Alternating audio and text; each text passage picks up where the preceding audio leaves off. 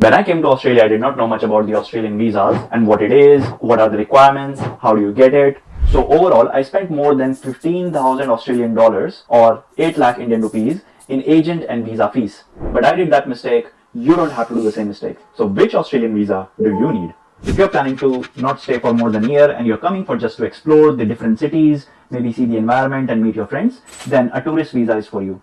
This visa is visa subclass 600, which typically lasts up to 90 days or 3 months. Another short-term visa is subclass 417 working holiday visa, which is given to the people holding passports of certain countries, and this is the list.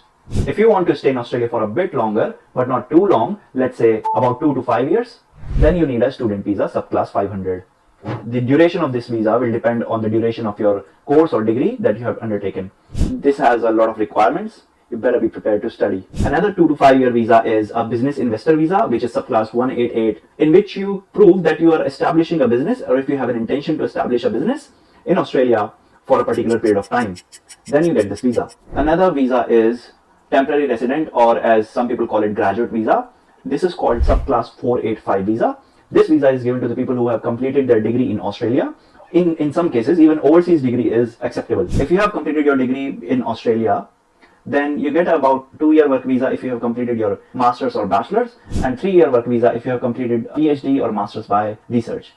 And the last in this category is temporary skill shortage, subclass 482. Now let's say that you came here as a tourist and you liked Australia so much that you wanted to move here from your home country. Then you're looking at a visa which lets you live and work here for more than 5 years. These visas are long-term visas, permanent resident visas, which are given to you based on your qualifications, skills and experience, or an employer can sponsor you to get these kind of visas. So these visas include subclass 189, which is skilled independent visa, subclass 190, state nomination visa, or let's say that you found someone, that you got in love with someone and you wanted to stay here forever with them. So then in that case, there is a spouse visa, subclass 820, contributory parent visa, subclass 143, and sponsored parent visa, subclass 870.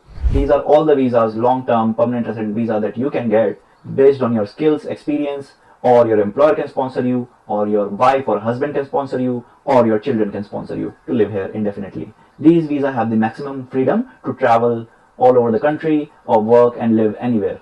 But how you can get these visas? Let's discuss that in the next video. Subscribe. Now there's one more visa type that I missed from the video. It is short-term COVID visa, which is subclass 408. This is given to the people who are already living in Australia, but this visa is getting closed within a month and no new applications will be taken. So that is why I have excluded this from the video, because I believe that if you're watching this video, you're probably not going to apply for that visa. But if you want me to include that, I'll include the details and eligibility of that visa in the next video. Just comment down below.